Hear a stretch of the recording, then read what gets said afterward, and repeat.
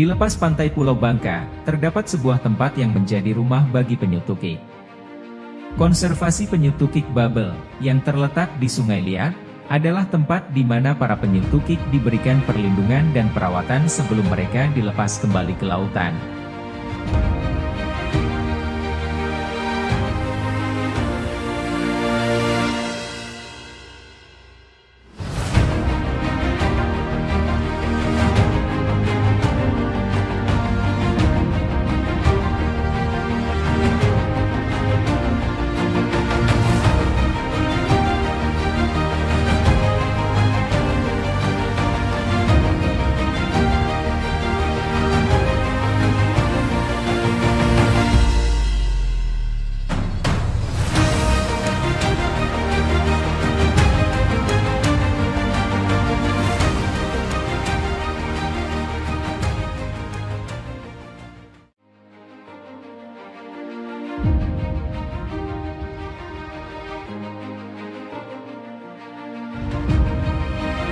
Bagaimana konservasi penyu tukik Babel berperan dalam melindungi penyu?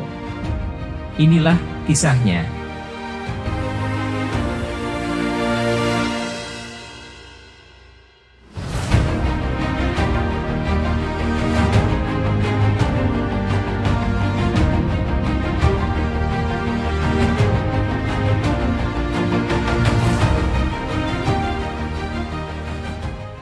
Ini kegiatan-kegiatan konservasi penyu tukik Babel.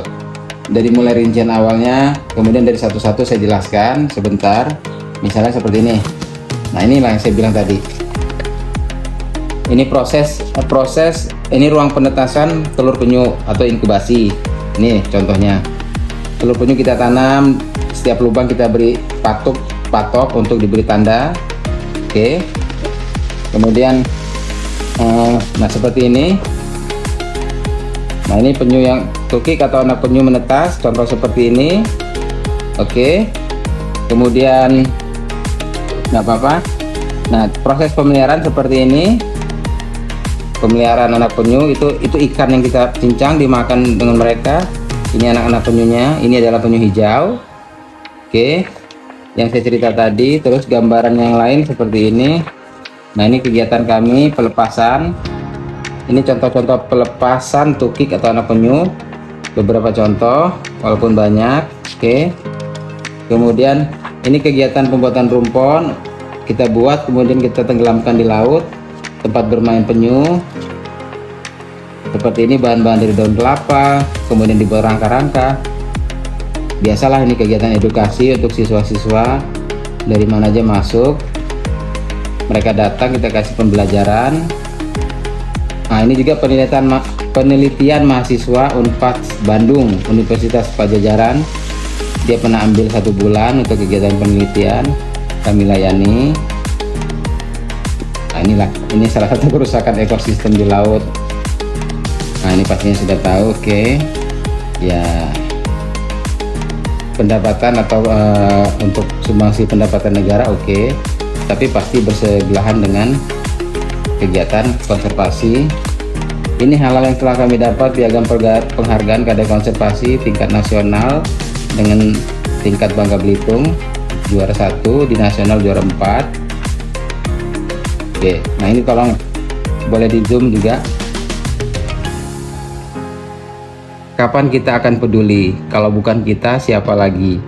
Masihkah kita menunggu untuk berubah sampai timbul kerusakan yang lebih parah alam dan laut kita? Ayo jangan tunggu lama-lama agar kelak cucu dan keturunan di masa depan akan tetap melihat keindahan alam Indonesia. Apa dasar hukum berdirinya konservasi penyu ini? Apakah ada dari jabatan hukum seperti yayasan, LSM, atau hanya berbentuk seperti kumpulan saja? Oke, saya jawab. Iya. Ya. Kami berdiri dengan nama Konservasi Penyu Tukik Babel.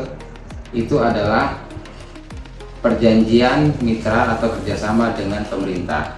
Dalam hal ini ada di bawah naungan BKSDA, yaitu Balai Konservasi Sumber Daya Alam, yang berada di bawah Dinas Kementerian Kehutanan. Jadi kita sudah ada kerjasama, perjanjian kerjasama selama 5 tahun habis 5 tahun diperpanjang 5 tahun, seperti itu. Jadi kita adalah mitra dari pemerintah untuk kegiatan sosial seperti ini.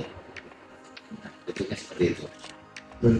Kalau dalam hal pendanaannya Pak, ini sifatnya pribadi atau ada dari bantuan sosial juga dari pemerintah? Oke, pendanaan apapun bentuknya, dari makan, operasional segala macam, itu kebetulan dana pribadi owner atau pemilik. Dana pribadi. Betul. Oke.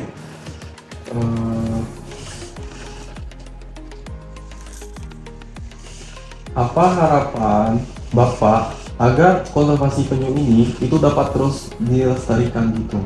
Apakah ada saran-saran terhadap masyarakat sekitar? Oke. Atau untuk terlibat dengan misalnya dengan swasta yang lain, kerjasama itu bagaimana saran dari Bapak? Ya. Yang pertama, saran kami sebagai pihak pengelola dari konservasi penyu adalah satu, siapapun kita berada atau dari umur berapapun, saya lebih mengedepankan kepada mencintai penyu. Karena apa? Dengan mencintai kita pasti akan peduli. Dengan peduli kita akan pasti melindungi. Jadi poinnya di situ yang pertama. Bagaimana caranya? Siapapun kita, misal jalan ke pantai, misal main ke laut, tiba-tiba nemu penyu yang kira-kira sakit atau bagaimana, sebisa mungkin kita selamatkan. Kemudian yang kedua, kami sering memberi sosialisasi kepada nelayan-nelayan jika pada saat mancing ke laut, jaring atau pancingnya tersangkut penyu, alangkah lebih baiknya dilepaskan kembali. Itu supaya apa? Keberlangsungan hidupnya semakin bagus.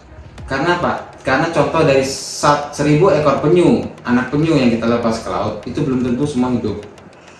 Dari 1000, kisaran 2 sampai 3 ekor yang bisa bertahan sampai dewasa. Artinya kelangsungan hidup penyu ini sangat rentan, tidak seperti perkembangbiakan ikan. Jadi maksud saya itu, kami tegaskan untuk semua lapisan masyarakat saling mencintai untuk penyu, kemudian sosialisasi ke nelayan-nelayan, dan yang gak kalah pentingnya adalah peran serta dari siapapun pihak, baik itu swasta maupun pemerintah, untuk mendukung program-program seperti ini. Dengan cara begitu, kelangsungan hidup semakin oke. Terkait dengan mata kuliah kami yang di Hukum Laut Internasional, apakah Bapak mengetahui, apakah Bapak tahu ada suatu aturan yang mengatur mengenai konservasi penyu ini dalam hukum internasional, seperti dalam bentuk konvensi-konvensi itu? Saya rasa, kalau saya tahu, tapi secara detail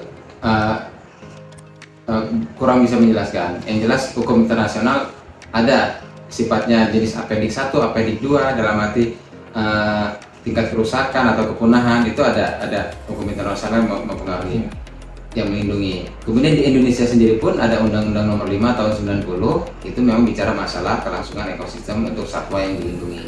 Jadi undang-undang itu sudah mewakili satwa yang dilindungi, bukan hanya penyu.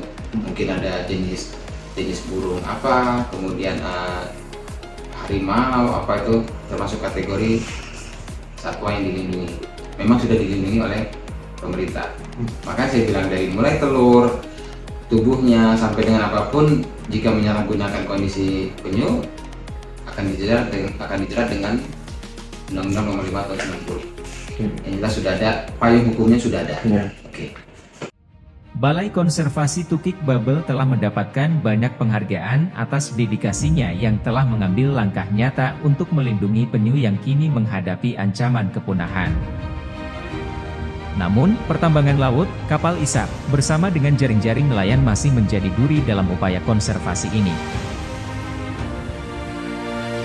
Kita harus bertanya pada diri sendiri, apakah kita akan menjadi bagian dari masalah atau solusi?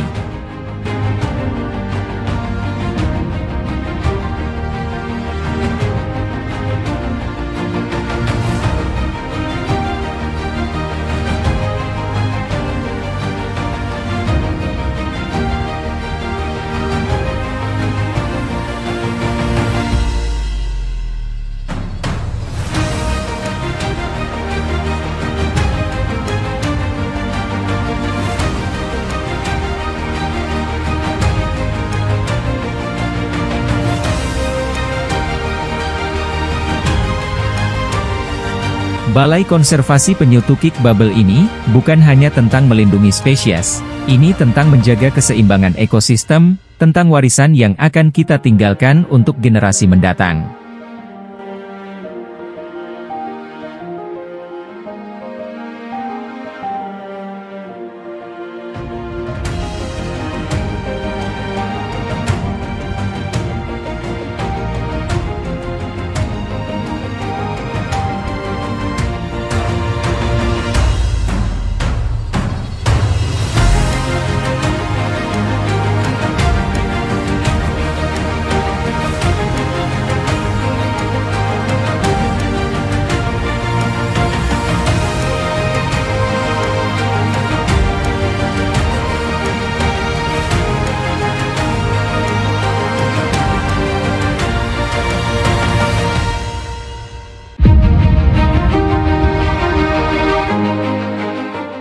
Kita harus merenungkan tanggung jawab kita sebagai bagian dari ekosistem laut ini.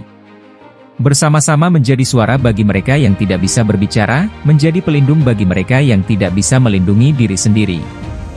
Karena setiap langkah kecil dalam konservasi ini, adalah loncatan besar bagi masa depan penyu dan laut kita.